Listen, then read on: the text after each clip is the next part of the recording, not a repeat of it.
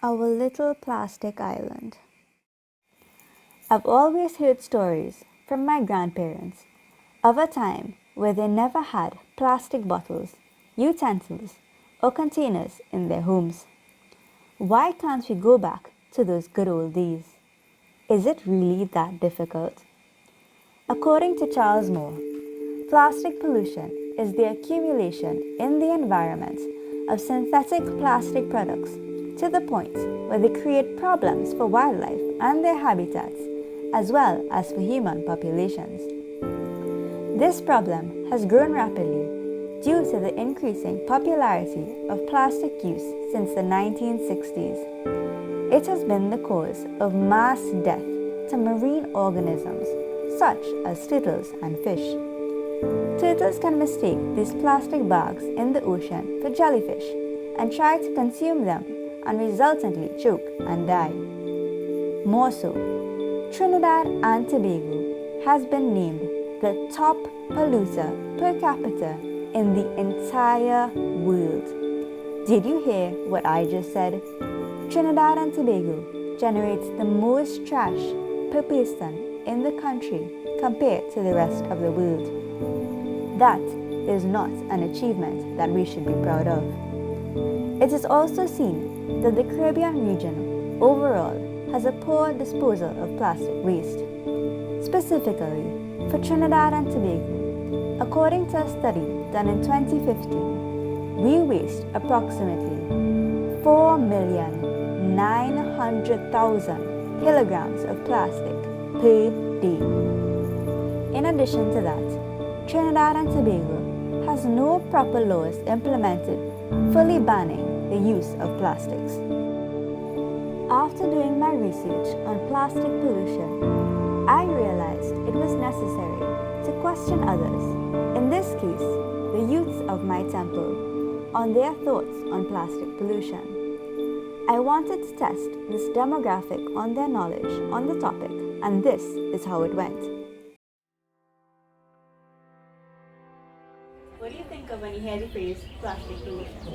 I think of it as being the accumulation of plastic in the environment, which is harmful for the organisms that live in it. I just think about people like littering all over the place, throwing the plastics on the ground, even outside their vehicles, and sometimes outside people's homes also you just see litter. So, what are some of the ways that you can reduce plastic pollution? Well, one way is to reduce the use of plastic altogether, and another way is by recycling or reusing the plastic.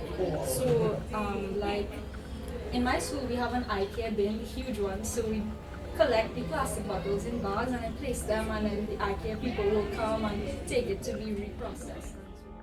My family and I, we invest in a lot of metal options rather than plastic. So instead of going to stores and getting plastic forks and so on, we have little pouches where we carry our own metal. We have metal straws and reduce our plastic waste on a whole. Did you know that statistics state that by the year 2050 there'll be more plastics than fish in the ocean? That's crazy. What do you think about that? I think it's scary and devastating because that's just now the next 30 years or so.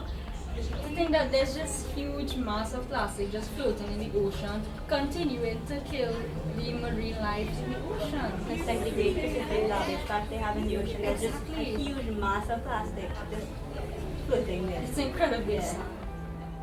That's really sad because we see all these videos on social media with plastic and turtles and fishes and stuff, and it's crazy because we see it, but that's their life, and that is a huge part of our So, planet. what did I learn? I realized that our generation has a general idea of what plastic pollution is. However, they didn't truly realize how drastic the situation had truly become. We need to be taught more ways of solving this pandemic. So, here I have compiled a list of a few simple things we can do to reduce our plastic use. Bring your own cloth grocery bag when shopping instead of using a plastic bag. Invest in a reusable water bottle. Buy groceries in bulk to reduce plastic packaging used. invest in glass or metal straws. These acts truly do make a difference when it comes to saving our earth. Please, don't forget, it's really up to us to create the change for a cleaner, happier home.